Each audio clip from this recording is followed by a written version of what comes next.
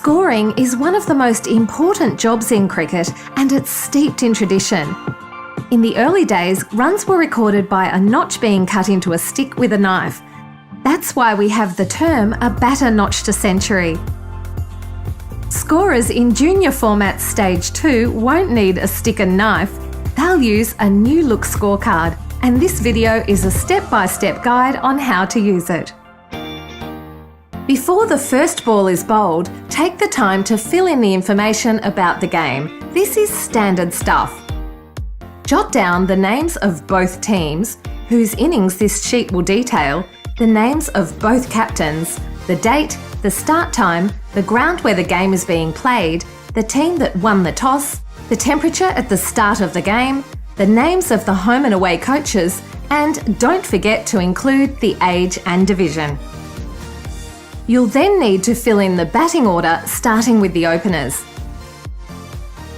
Place the name of the batter who faces the first ball at the top of the order. Some scorers like to wait until the batter walks out before writing their name, just in case the coach decides to change the order. Okay, you'll now need to fill in the bowlers' names in the order that they bowl. If you aren't sure of who's been handed the ball during the match, simply call out to the umpire for confirmation. And don't be frightened to yell out, "Bowler's name?"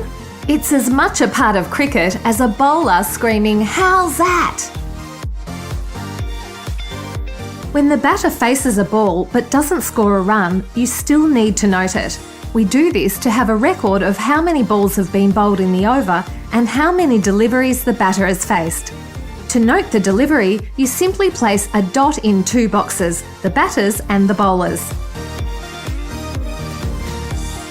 The batter has hit the ball and is sprinting down towards the other end of the pitch.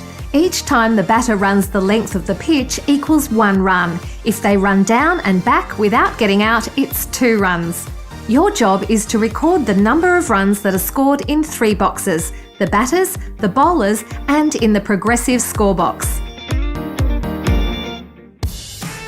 Hitting the ball isn't the only way runs are scored in cricket. This might include when the bowler bowls an illegal ball and the umpire signals a no ball or wide. Another way runs are added to the score when a batter doesn't hit the ball with his bat is through byes and leg byes. Byes occur when the ball goes past the wicket-keeper and the batter runs. Leg byes are scored after the ball hits some part of the batter's body and they run. You'll need to include byes and leg byes in the total score, and you'll also need to note them in the scorebook.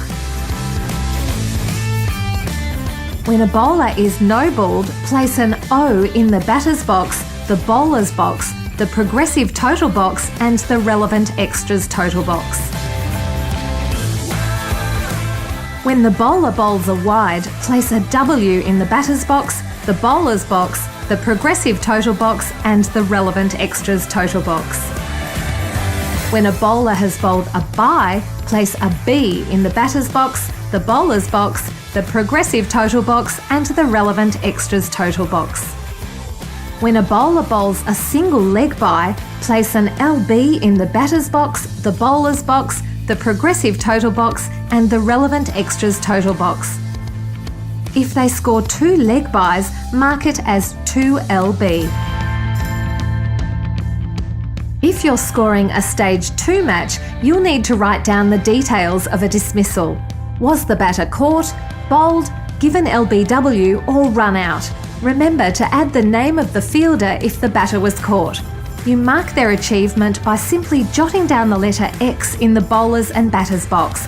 Make sure you add the number of runs the batter scored as well as the amount of balls they faced during their innings. You'll also need to record the score at fall of wicket, the name of the batter who was dismissed, and the not out batter. You'll notice in a game, an umpire makes a lot of different signals during a match. They're quite easy to understand. This is the signal for a wide. This is for a no ball. The umpire will do this to indicate a bye. This indicates a leg bye. This is the signal for a 4. The umpire will signal a 6 by doing this. This is the signal for a dead ball. An umpire will signal a short run this way. The umpire will signal a batter is out like this. When the over is completed, you need to tally how many runs were scored off the bowler and fill in the detail. Once that's done, complete the progressive over total box. You'll need to repeat this at the end of each over throughout the game. If a batter isn't dismissed, you'll need to ensure once they have reached their maximum deliveries, 20 balls in a T20 match or 35 balls in a 30-over game, that they retire. They can return in the same order of retirement should there be balls remaining at the end of the innings. Finally, please make sure you enter your scorecard into My Cricket.